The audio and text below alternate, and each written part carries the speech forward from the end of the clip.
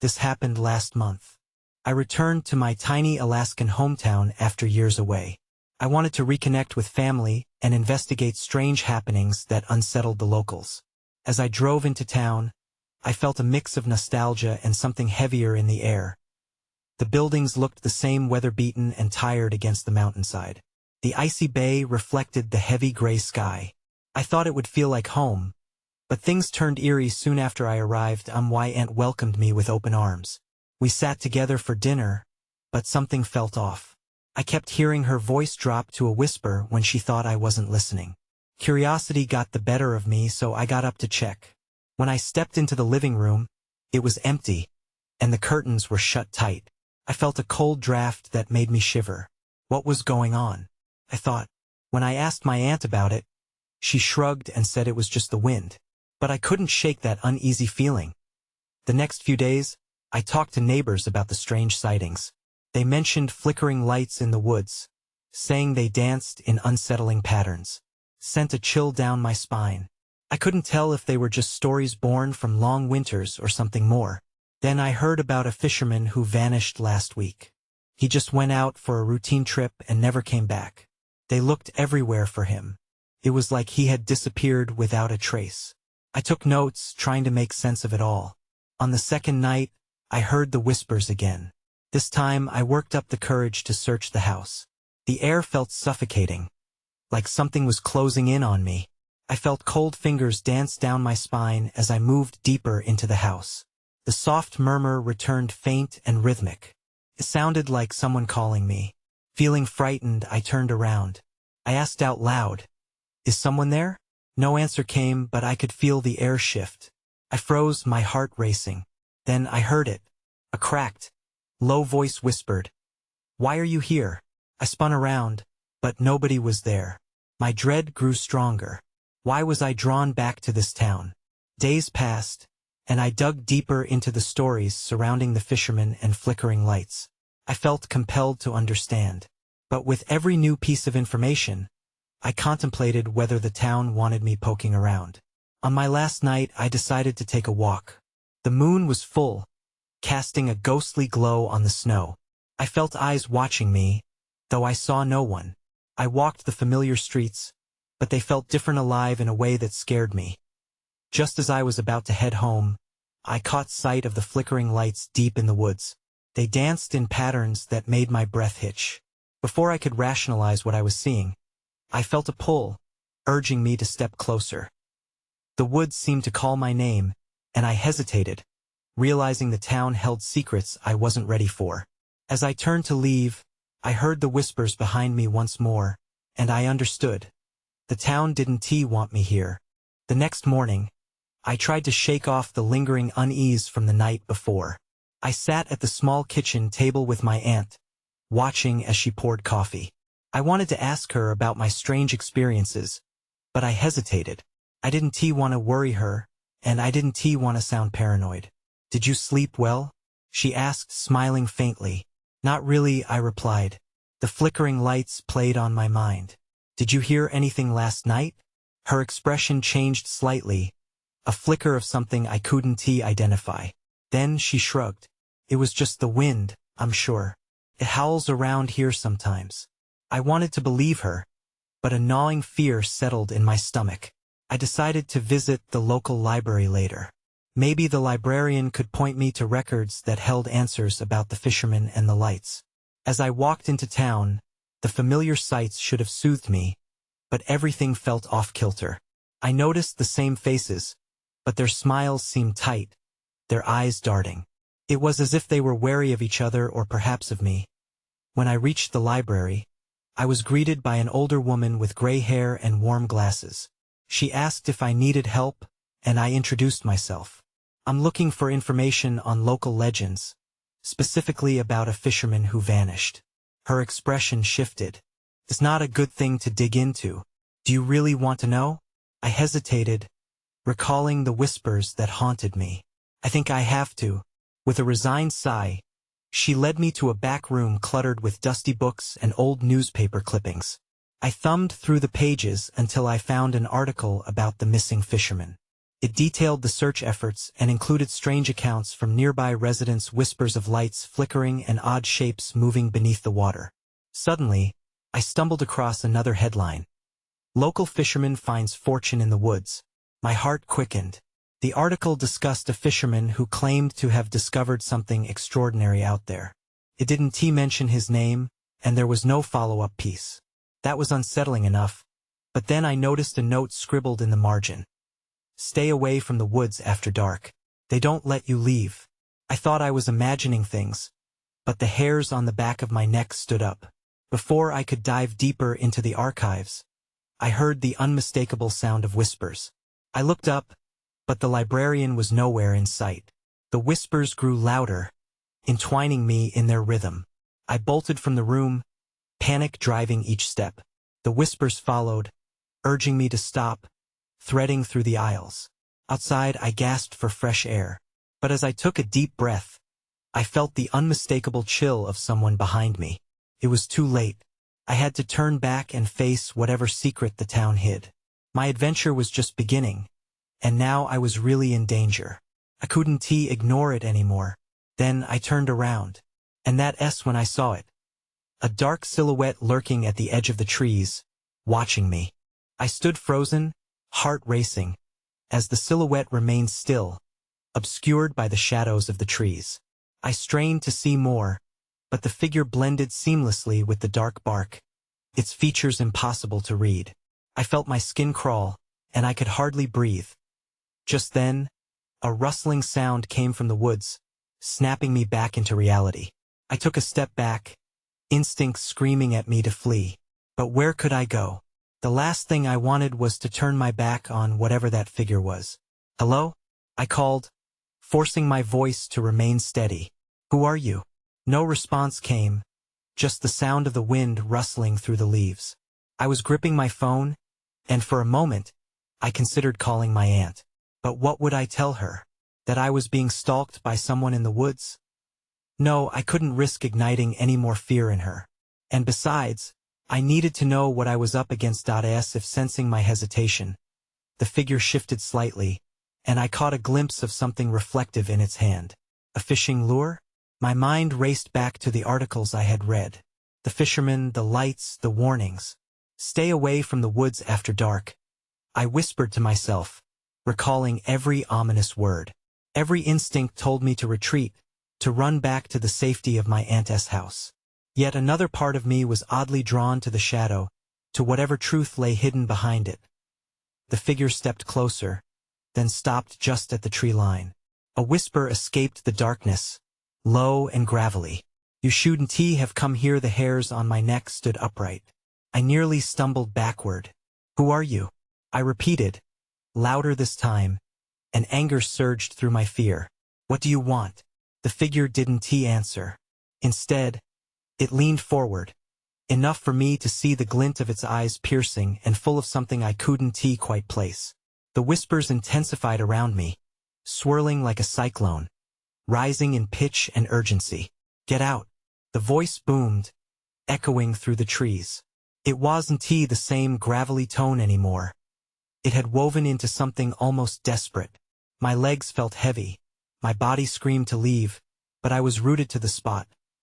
Then, with a sudden, jarring crack, a branch snapped somewhere nearby, loud enough to drown out the whispers. I flinched as the figure recoiled slightly, seeming startled itself. Leave before it's too late. This time the voice was clear, commanding, and tinged with fear.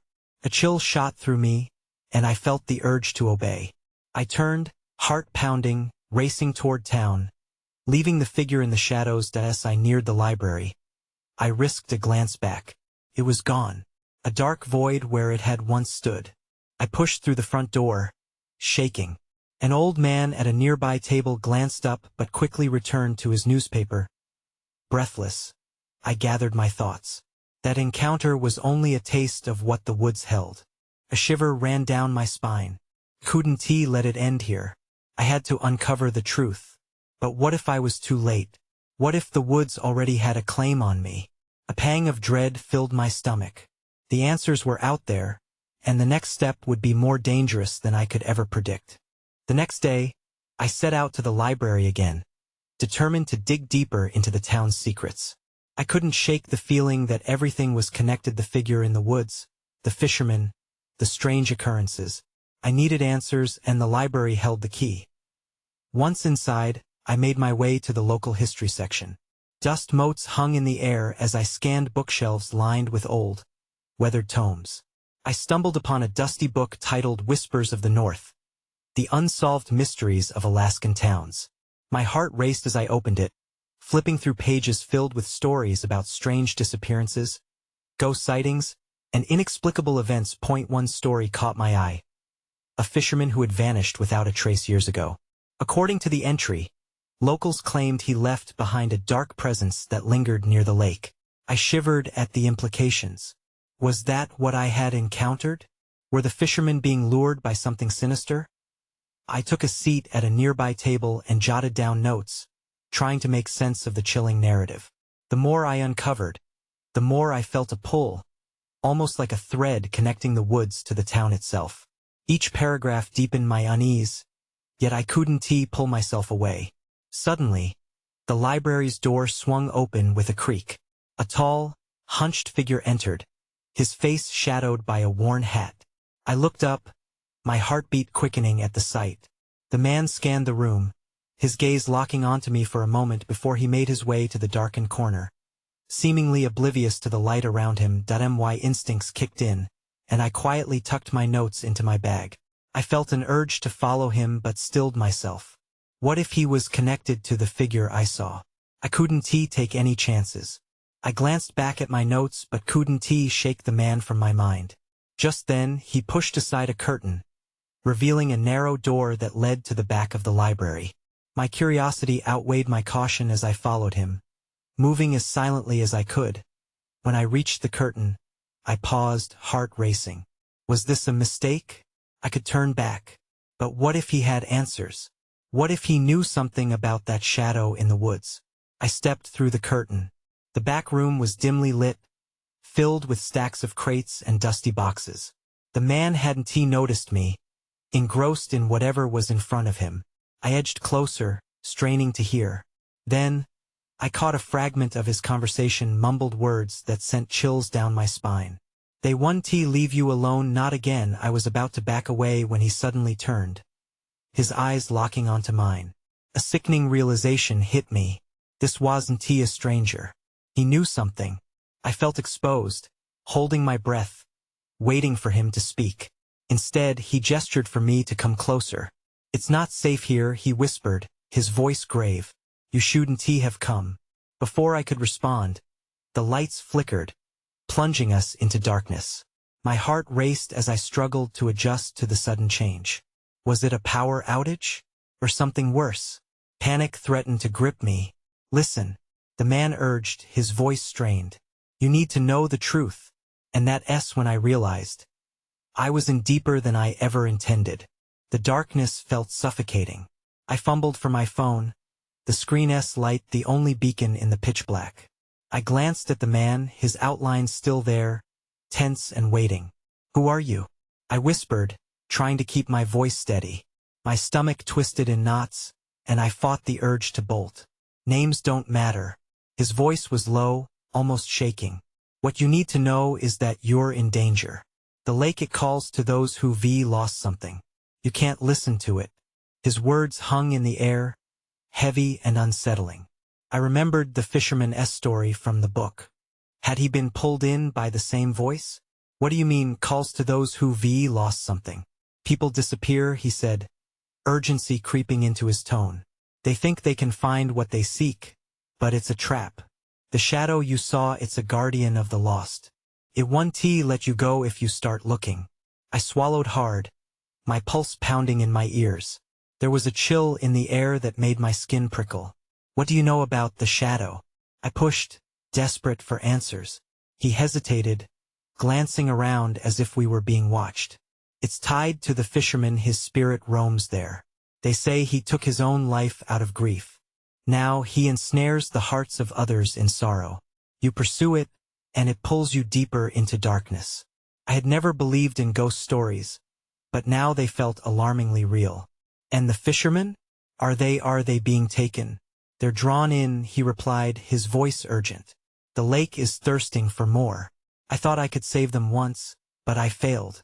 You can't be like me. Before I could ask what he meant, a loud crash echoed from somewhere deeper in the library, causing us both to freeze. My heart raced even faster. What was that? I darted a look at the door we had entered through, my instincts screaming at me to escape. The man grabbed my arm, his grip like iron. You can't leave yet. You have to hear me out. It's coming for you. Who? I asked, my breath quickening. Something worse than you can imagine. He peered into the shadows, eyes wide and frightened. I didn't just lose my friends. I lost my way, and now I'm trapped in this town. We all are.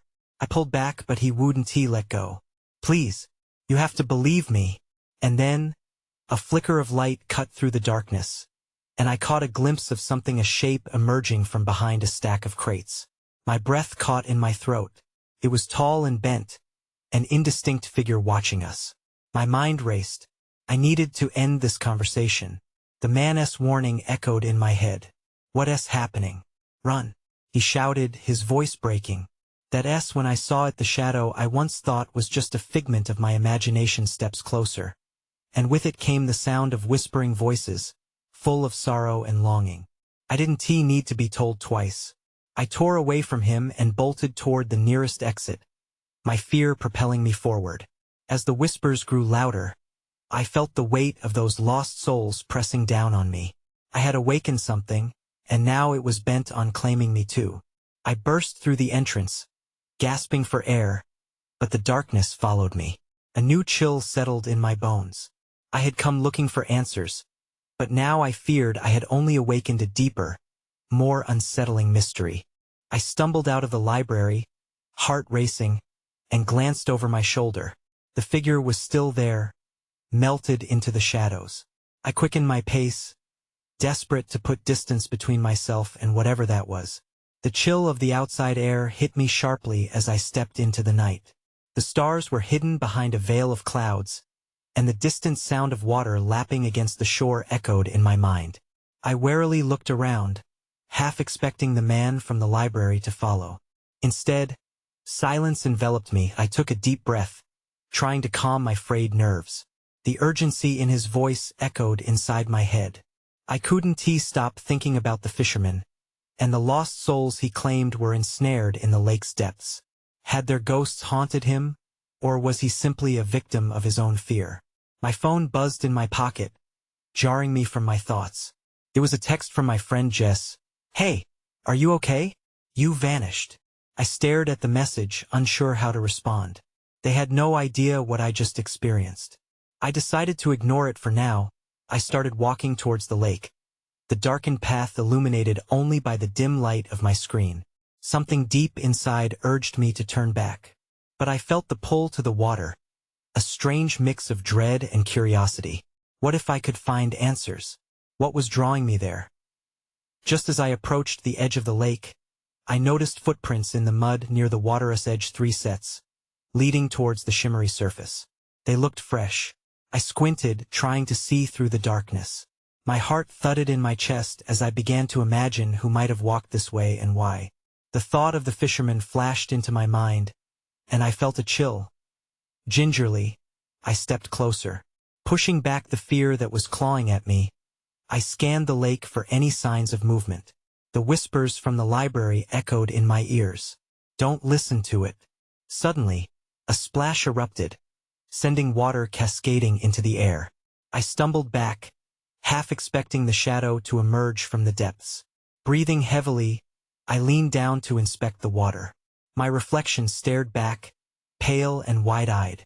But then I noticed something beneath the surface, glimmering faintly as if beckoning me closer. There was something at the bottom, a dark shape, pulsating with energy. My heart raced again. I couldn't tell if it was fear or something else bubbling inside me, compelling me forward. I had to know what it was. Before I could stop myself, I reached out, dipping my fingers into the frigid water. A rush of cold surged up my arm, and I felt a sudden tug, as if something was pulling me deeper. I yanked my hand back, gasping for air. The ripples of the water reflected that my touch had disturbed something below. That's when I heard the whispers again, louder this time. They sounded different, urgent, angered. I froze, the realization dawning on me. I shouldn't have come here. I turned to run, but before I could make sense of my surroundings, shadows twisted around me. Something was emerging, and it was not just the lake that was calling. I was trapped, and there was no escaping the truth. Whatever was haunting this place had its sights on me. I stumbled back, my heart pounding in my ears. The whispers intensified, swirling around me like a tempest. It was as if the very air was alive with voices, each one more desperate than the last. The darkness pressed in, heavy and suffocating. Just beyond the lake, shadows shifted. I turned my head, straining my eyes to see. A figure emerged, but it wasn't he, the man from the library. This was different, a shifting silhouette, almost fluid. It hovered just above the water, its form flickering like a dying flame. I wanted to scream, but the voice of reason told me to stay quiet. I took a step back, then another, desperate to put distance between myself and whatever that was. My mind raced. Was this what the fisherman had become? I couldn't bear the thought. Suddenly, a chill swept over me, sharper than before. Instinct kicked in, and I broke into a run down the path that would lead away from the lake. I could still hear the whispers, now echoing in my mind with the weight of countless tormented souls. "Help us," they pleaded, sending shivers down my spine. I was terrified, but a part of me couldn't shake the feeling that I needed to understand. To uncover the truth behind their despair, I dashed toward the nearby woods, the underbrush crunching beneath my feet, branches clawing at my arms. As I plunged deeper into the darkness, panic surged. The trees twisted around me, their shadows morphing into shapes I dared not analyze. Fear propelled me forward, but another voice whispered inside, urging me to turn back to face the lake and whatever waited there. All at once, the air shifted. I felt a pull, a strange insistence beckoning me back to the water. My thoughts swirled. Was it the spirits? Or my own curiosity? What if I could actually help them? I skidded to a stop, panting heavily. My phone buzzed again, this time a call from Jess. I couldn't handle talking to anyone right now. Not about this. I refused to answer. I felt isolated, trapped in a world that didn't understand the horror unraveling around me. Steeling myself, I wandered back toward the lake. Each step felt like a weight on my chest, heavy and ominous. As I got closer, the splashing noises returned, louder and more insistent. I pushed through the brush and stumbled into the clearing once more. It wasn't the same. The lake glimmered under the thin sliver of moonlight. But it was different. The water seemed to shimmer oddly, and, to my utter shock, I noticed more footprints at the water's edge, some leading away, others moving back toward the shadowy depths. Then everything changed. The entire surface of the lake began to ripple violently, as if something below was stirring. The glimmering shape rose closer now, and I could finally see it, a face, marked with anguished sorrow. Suddenly, I felt hands grasp my wrists, cold and clammy. I gasped, whipping around, but there was no one else there. Just the lake. Just the whispers growing louder, pleading for help. That's when I saw it, something glinting in the mud beside the water. It was an old fishing lure, tangled with a frayed line. But the line wasn't just tangled. It was linked to something much darker, and I realized that whatever had drawn me here could also pull me down. I took a step back, knowing I had to make a choice. Face what waited before me or turn back into the night. I could sense the urgency in the air, and I wasn't sure how much longer I had before it was too late. The moment I stepped back, the air around me thickened. The whispers intensified, calling out, "Help us," over and over. Felt like a warning and a plea all at once. My heart raced, caught in a standoff between instinct and curiosity that I couldn't turn away from that old lure. My breath quickened as the realization hit me. This thing must have belonged to one of the fishermen. What if it held the key to understanding what happened to them? I crouched down, reaching for the lure, but as soon as my fingers brushed the cold metal, the water surged, sending a wave crashing against the shore. I stumbled back, soaked and gasping. The face in the lake appeared again, closer this time, twisting in pain. I could almost hear its agony mingling with the cries that echoed in the night. An image flashed through my mind: fishermen. Their lines tangled not just in the water but in something far darker. The lure must have been here when they disappeared. Every instinct screamed for me to leave, to run, but my feet felt rooted to the ground. Then I noticed something else. A small figure lurked along the shore, barely visible in the moonlight. I squinted, trying to make it out. It was a child, dark hair falling over a pale face, standing still as a statue. Fear gripped me anew. What was a child doing here in the dead of night? My mind raced with thoughts of danger. I couldn't tell if this was somehow linked to the horrors I'd just faced or just another layer of the town's mystery. "Help us!" The whispers morphed, sounding almost like a call for a rescue. I glanced between the lake and the figure, torn. If I approached the child, would I lead myself into danger? But if I didn't, could I live with the risk of leaving someone in trouble? With hesitation, I took a step toward the child, who didn't flinch. "Hey!" I called out, my voice barely breaking through the dense air. No response. My heart pounded louder, drowning out the whispers. As I got closer, I could see the fear in the child's eyes. It was eerily familiar, almost like a mirror reflecting my own fear back at me. "Are you okay?" I asked, slowing my approach. The child's gaze flitted to the lake, and I felt the weight of a warning in that glance. But before I could ask another question, the water erupted as if something monstrous had awakened below. The surface churned violently, and panic shot through me. "Run!" I shouted, lunging toward the child. But as I reached out, the figure darted into the shadows, disappearing like smoke. I whipped around to face the lake just as the glimmering shape surged higher, its anguished face becoming clearer, more defined.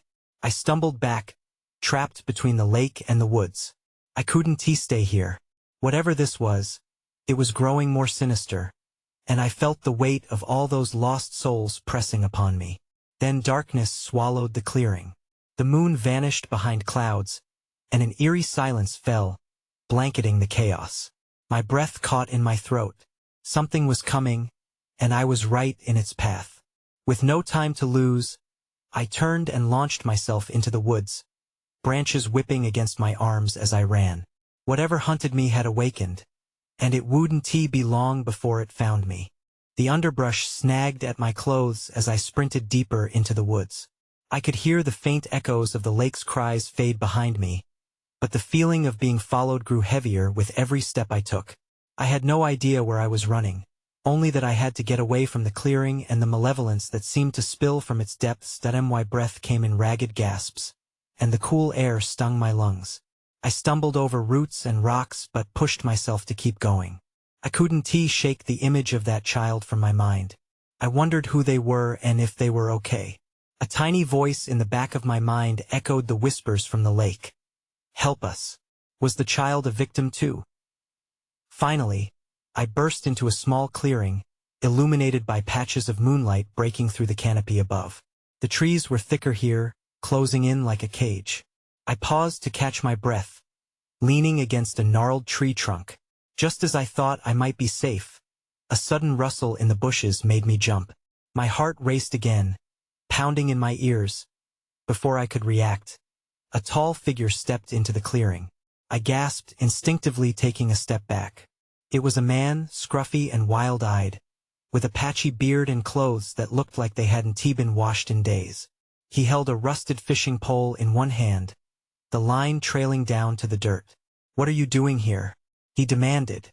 His voice was rough like gravel. "This isn't a place for you." I was at the lake," I stammered, trying to keep my voice steady. "There was a child, a figure." His expression darkened. "You shouldn't have gone there. You don't understand. They don't let go." He took a step closer, eyes glinting with a mixture of fear and anger. "More come to the lake every year, thinking they can save the lost." "Lost?" My voice was barely a whisper. "You mean the fishermen?" He grunted, nodding gravely. "Yes, them. They were foolish. Just like you." A chill ran down my spine. Do you know what happened? Why they disappeared?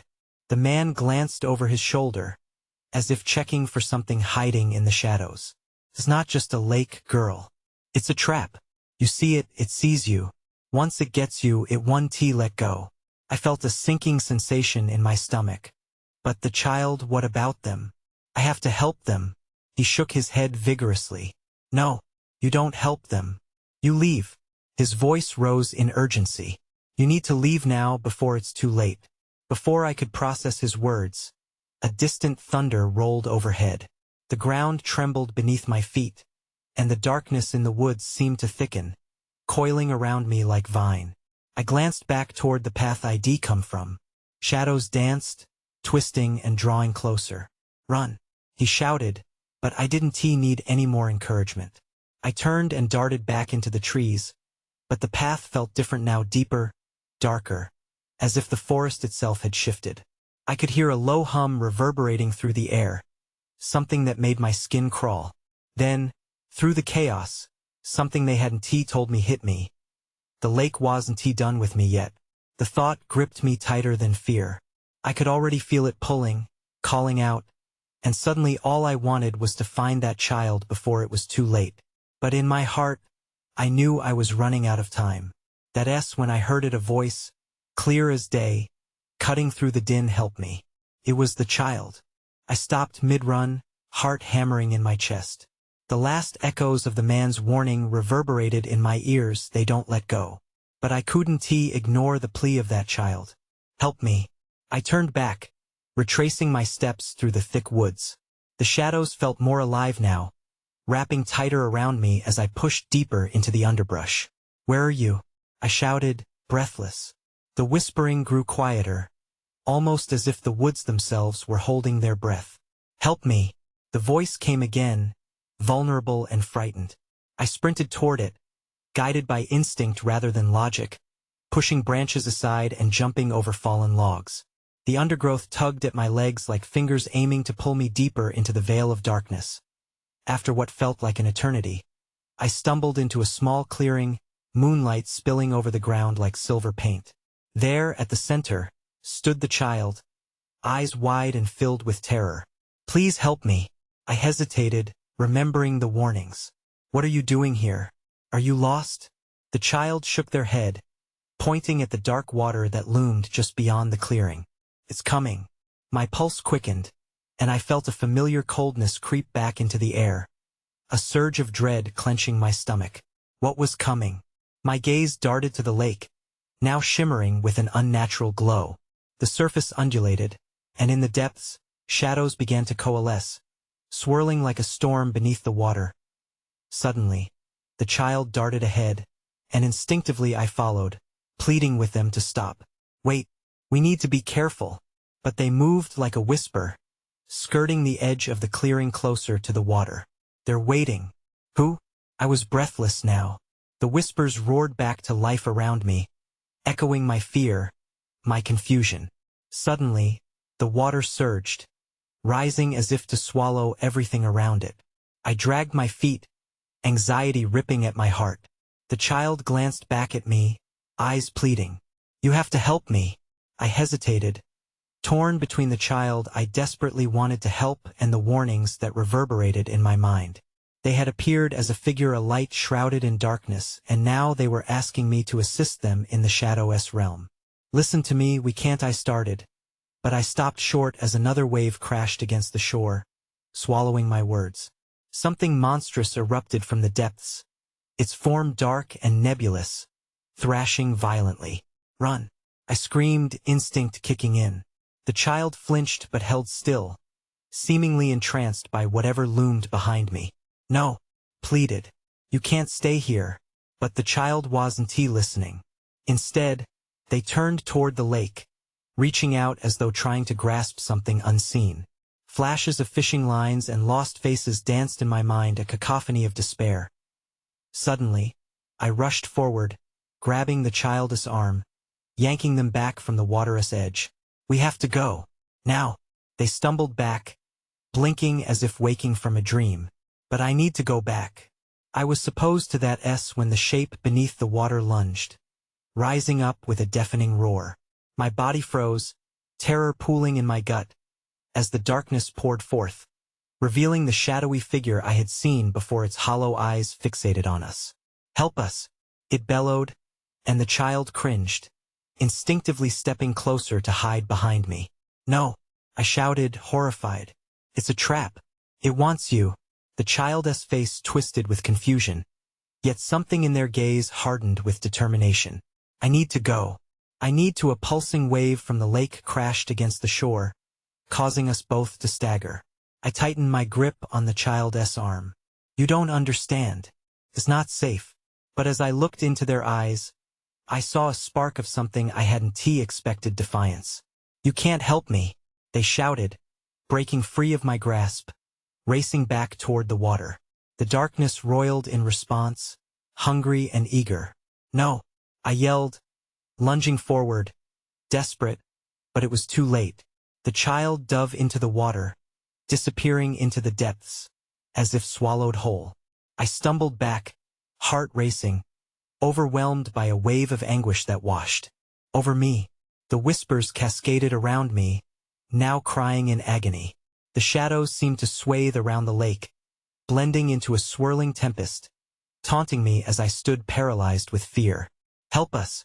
they echoed once more, and my heart shattered as I realized the horrifying truth. I had failed. Whatever the lake desired had claimed its next victim, and whatever horror lay beneath the surface would continue to thrive. I ran, bursting from the clearing, stumbling back into the woods as the shadows followed, whispering my name. I didn't dare look back at the lake. I could never return there, not now. But as I ran, I felt their sorrow weaving into my very being, haunting me and wrapping around my mind like an unshakable shroud.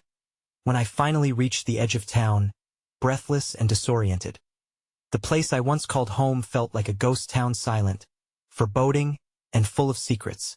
And as I looked back toward the woods, a part of me knew that I'd never truly escape what had happened out there. I still think about that child, their innocent plea intertwined with the darkness of the lake. Sometimes, I hear whispers in my dreams, begging for help, heavier than the weight of my own memories. They call to me, and I can never be sure if they're calling from the woods or from the depths of my own mind. I moved away from that town soon after. I thought leaving would quiet the fear, but as I settled into a new life, the unanswered questions lingered. What truly haunted that lake?